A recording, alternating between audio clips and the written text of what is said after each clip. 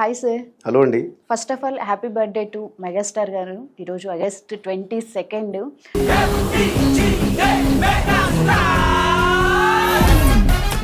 అయితే మనం ఈరోజు చిరంజీవి గారి గురించి మాట్లాడుకుందాము. సెకండ్ జనరేషన్ యాక్టర్స్లో చూసుకుంటే ఎస్పెషల్లీ చిరంజీవి గారు డౌన్ టు ఎర్త్, అంటే స్వయం కృషితో ఆయన ఒక నార్మల్ పర్సన్ నుండి మెగాస్టార్గా ఎదిగారు. సో ఆయన ప్రస్థానం గురించి మనం జనరల్గా మాట్లాడుకుందాం. Happy birthday megastar. అలాగే మీ బర్త్డే కూడా ఈరోజే అనుకుంటా. Happy birthday to you. Yes, thank you sir. Great. So Chiranjeevi garu మీరు అన్నట్టుగా అంచెలంచెలుగా ఎదిగిన నటుడు, చాలా స్ట్రగుల్ తోటి ఎదిగిన నటుడు. సర్ప్రైజింగ్గా ఈయన ఫస్ట్ సినిమా పేరు కూడా పునాది రాళ్ళు. ఓకే, అంటే ఫౌండేషన్ పునాది రాళ్ళతోటి పునాది ఫౌండేషన్ ఒకటే కదా, కానీ అది తర్వాత రిలీజ్ అయింది. ఫస్ట్ యాక్ట్ చేసింది అది ప్రాణ ఖరీదు అయిన ఫస్ట్ రిలీజ్ 1978లో వచ్చింది. దాని తర్వాత మన ఊరి పాండవులు, బిగ్ బ్రేక్ అది. అంటే 5 పాండవుల్లో ఈయన ఒకడనమాట. అంతమందిలో ఒక్కడు, కానీ ఆయన పొజిషన్ ఆయన మెయింటైన్ చేసుకున్నాడు. కొత్తవాడు. మిగతా 4 భానుచందర్, మురళీమోహన్ వీళ్ళందరూ ఎస్టాబ్లిష్డ్ యాక్టర్లు. స్టిల్ ఆ సినిమా చూశాక నేను కూడా ఫస్ట్ చూసినప్పుడు ఎవరి యాక్టర్ ఇంత తీక్షణంగా ఉన్నాడు, ఆయన చూపులు అది ఇది, ఆయన బాడీ లాంగ్వేజ్ చాలా బాగుంది, ఈయన ఎక్కడికో వెళ్తాడని అయితే నేను ఒక్కడిని కాదు అందరం అనుకున్నాను. Yes, right.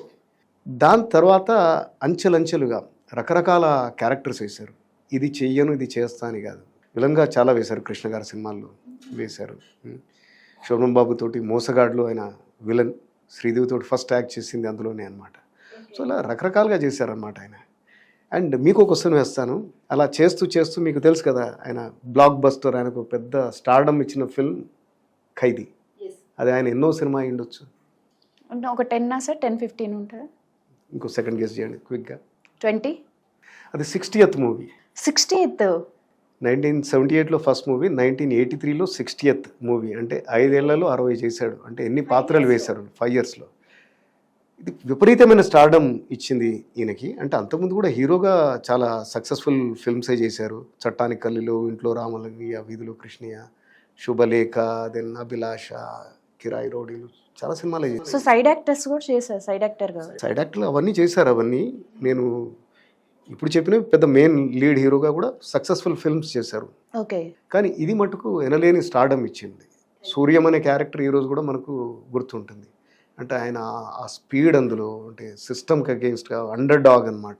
అంటే అమితాబ్ బచ్చన్ ఎట్లా అయితే హిందీలో ఆయన వడి కాల్ దట్ ఒక దీవార్, షోలే ఆ టైప్గా ఆయన ఒక యాంగ్రీ యంగ్ మ్యాన్, ఆయన పొజిషన్ క్రియేట్ చేసుకున్నారు.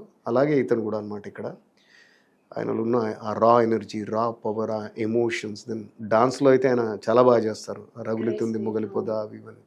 సో ఇది బ్లాక్ బస్టర్ హిట్. అంటే ఈయనలాగా ఆ తరంలో ఎవరు లేరు, అంత ముందు తరం కానీ, అది ఆ స్పీడ్ అది ఇదంతా. సో ఆయనకు ఒక ఎనలేని స్టార్డమ్ తెచ్చిపెట్టింది. ఇంకోటి ఇక్కడ ప్రస్తావించాల్సింది ఏంటంటే, ఈయన జర్నీ కూడా కొందరు డైరెక్టర్స్ తోటి, తన రైటర్స్ తోటి చాలా బాగా సాగిందనమాట.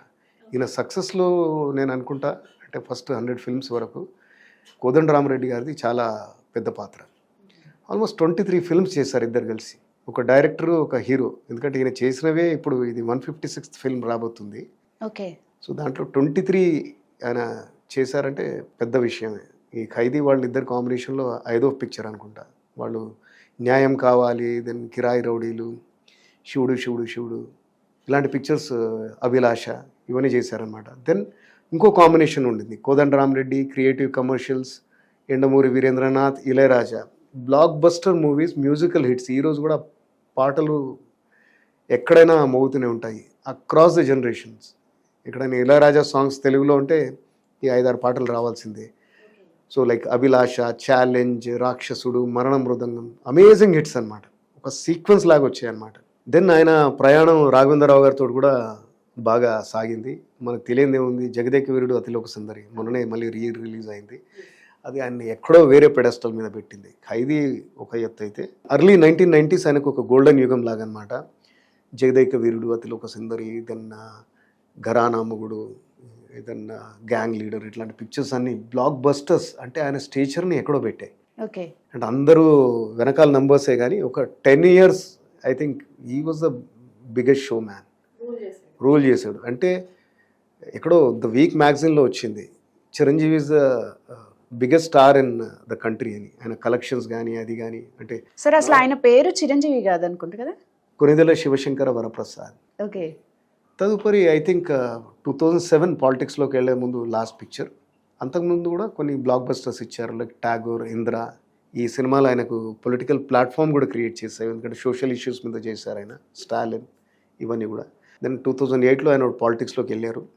సక్సెస్ ఆఫ్ ఫెయిల్యూర్ అది పక్కన పెడితే తెలుగు ప్రేక్షకులకు మట్టుకు అన్యాయం జరిగినట్టే చెప్తాను నేను. బికాజ్ ఒక 7 సంవత్సరాలు ఆయన తెరకు దూరంగా ఉన్నారు. మళ్ళీ ఇప్పుడు 2015లో ఖైదీ నంబర్ 150 తోటి వచ్చారు ఆయన. ఓకే, అది పెద్ద హిట్ అయింది. మధ్యలో 1-2 సినిమాలు వచ్చాయి, దేవర్ ఓకే. దెన్ 2023లో బ్లాక్ బస్టర్ ఇది మళ్ళీ వాల్తేరు వీరయ్య తోటి, వింటేజ్ చిరంజీవి మనకు కనబడ్డారు. ఇప్పుడు మళ్ళీ 156 ఫిల్మ్ అనుకుంటా, విశ్వంబర. చాలా ఎక్స్పెక్టేషన్స్ ఉన్నాయి. ఇప్పుడు కొత్త డైరెక్టర్స్ తోటి చేస్తూ ఉన్నారు ఆయన. నెక్స్ట్ సినిమా శ్రీకాంత్ ఊదెల, దాని తర్వాత అనిల్ రావిపూడి, ఇవన్నీ సినిమాలు వస్తూ ఉన్నాయి. యాజ్ అ పర్సన్ మీరు చెప్పినట్టుగా చాలా డౌన్ టు ఎర్త్, అసలు గర్వం అనేది ఉండదు. అయితే ఆయన కెరియర్లో వరుస ఫ్లాప్స్ అయితే ఎప్పుడు చూడలేదా సార్? ఉన్నది. ఆ టైం కూడా వచ్చాక స్లో అయ్యారన్నమాట అక్కడ. తర్వాత ఒక 1 year అట్లా గ్యాప్ తీసుకొని దెన్ హిట్లర్ అనే సినిమాతోటి మళ్ళీ ఈ గాట్ సక్సెస్ అయ్యింది అనమాట.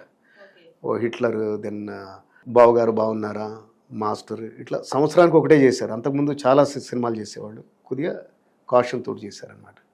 పోతే ఈయన బ్లడ్ బ్యాంక్ ఇట్లాంటి సేవా కార్యక్రమాలు కూడా చాలా చేశారు.